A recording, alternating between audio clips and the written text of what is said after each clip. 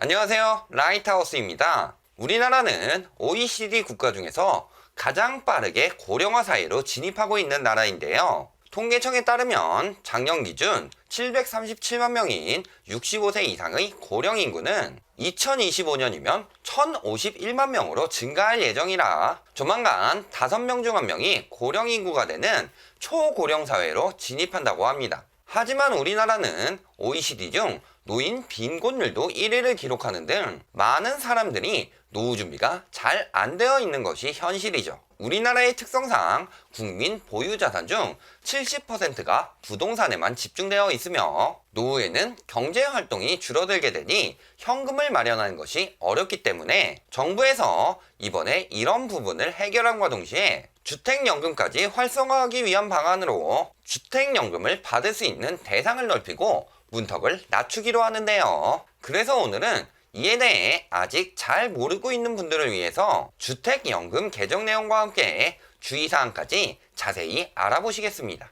2007년에 도입된 주택연금은 집은 가지고 있지만 소득이 부족한 어르신들이 평생 또는 일정 기간 동안 안정적인 수입을 얻도록 집을 담보로 맡기고 자기 집에 살면서 매달 연금을 받을 수 있는 국가가 보증하는 연금 제도입니다. 주택담보대출이 집을 살 때 그 담보로 빌리는 대출이라면 주택연금은 가지고 있는 집을 담보로 매달 일정액을 받는 것이니 일종의 역모기지론인 셈이죠. 가장 큰 장점은 자기 집에 살면서 평생 노후를 보장받을 수 있어 주거 안정이 된다는 점입니다. 가입 조건은 부부 중 1명이 대한민국 국민으로 만 60세 이상, 부부 기준 시가 9억 원 이하 주택 소유자로 다주택자라도 합산가격 9억 원 이하면 가능하고 9억 원 초과 2주택자의 경우도 3년 이내 1주택을 팔면 가입하는 조건이었는데요. 이번에 이 조건 중 가입 연령이나 주택 가격 기준을 조정해 새롭게 발표했습니다. 그 내용을 자세히 살펴보면 우선 50대 조기 은퇴자들을 위한 생활안정의 조치로 신청 가능한 나이를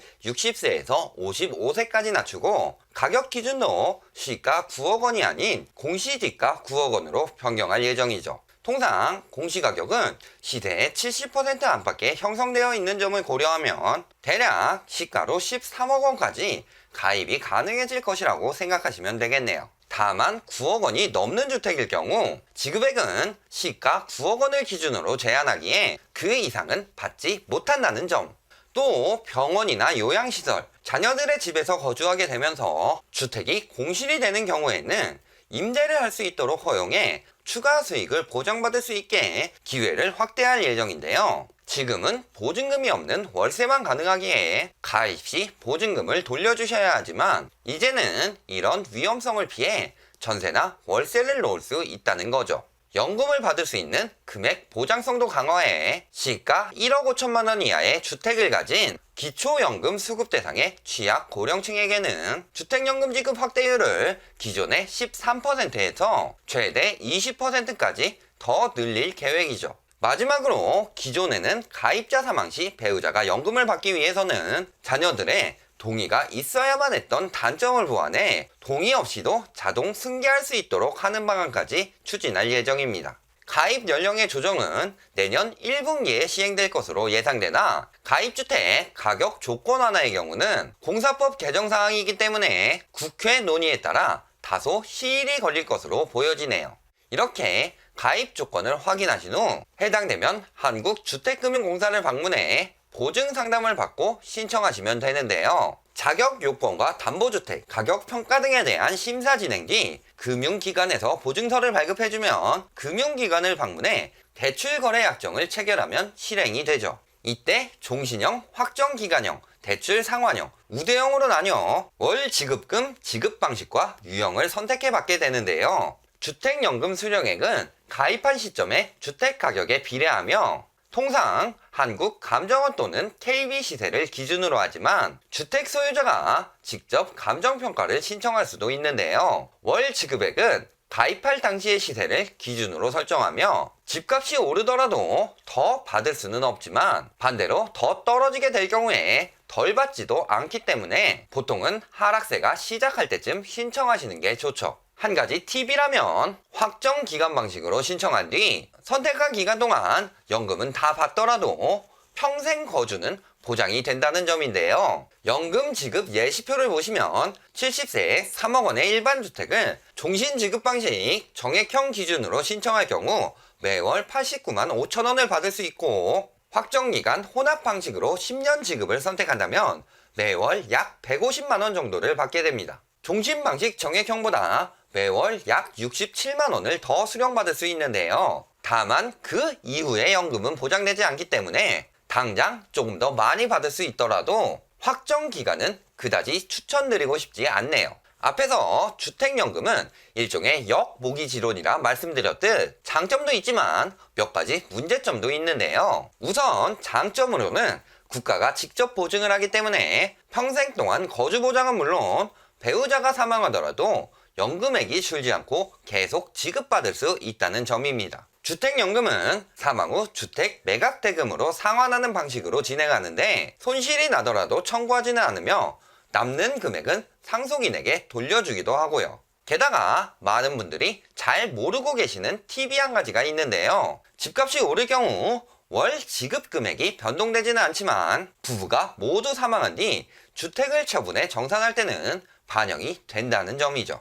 그 외에도 가입 시 저당권 설정할 때 등록세 75% 및 재산세 25% 감면, 농어촌 특별세나 국민주택채권도 면제되는 등의 세제 혜택도 있고요. 주택담보대출 상환용 주택연금을 통해 집에 대출이 있는 경우에도 상환하고 남는 금액에 따라 연금을 받을 수도 있으며 퇴직연금처럼 일부 금액을 중간정산 받는 것도 가능하죠. 국가에서 보증하는 것 외에도 은행권에서 진행하는 주택연금 상품들도 있지만 보통 평생이 아닌 1에서 30년간만 보장해주며 금리 역시 3% 후반에서 4% 중반대나 되는데요. 국가주택연금이 금리가 2% 중반대이기 때문에 최초 연금 지급 이래 주택 가격의 1.5%의 가입비를 내고 보증 잔액의 연 0.75% 수준의 연 보증료를 매월 부담하더라도 오히려 더 저렴하죠. 다만 민간 상품의 장점이라면 연령이나 고가 주택에 대한 제한이 없다는 점.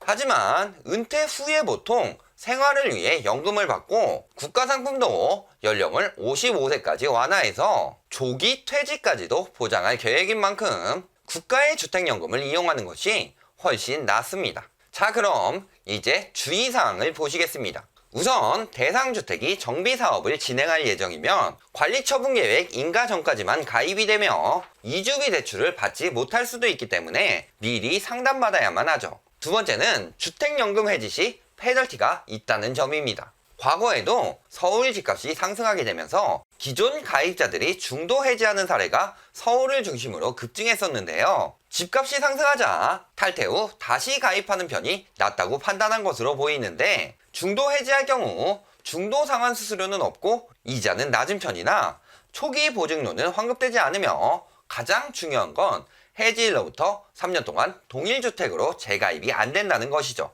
월 지급금을 늘리려는 계획이 아니라면 앞에서 말했듯 추후 남는 차액에 대해서는 상속이 되는 만큼 중도 해지가 꼭 이익이 되는 것만은 아니기 때문에 신중하게 결정해야만 하죠. 마지막으로 재산세 혜택을 주는 대신 세금 연체 시 주택연금이 해지될 수도 있다는 점입니다. 해지될 경우 연금과 연보증료, 대출이자 등을 한 번에 갚아야 하는 일이 발생하는 것은 물론 3년간 재가입 역시 안 되니 세금은 꼬박꼬박 잘 내야만 한다는 거죠.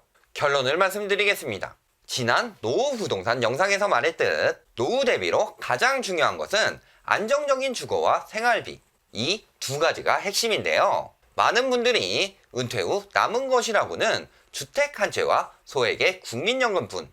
그래서 더 나은 생활보장을 위해 국가에서 시행하는 것이 주택연금이란 제도죠.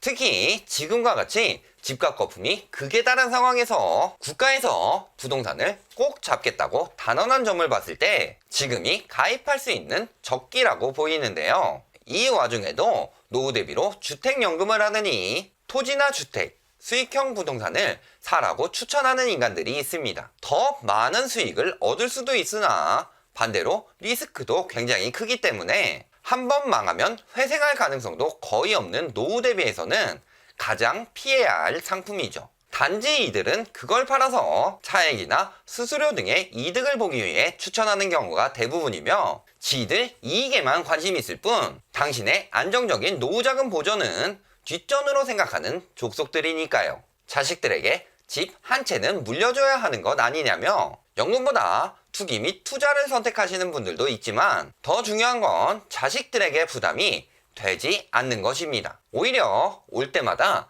용돈이라도 조금 지어질 수 있도록 하는 것이 자녀들이 더 부모를 자주 찾아뵙게 되는 방법일 수도 있죠.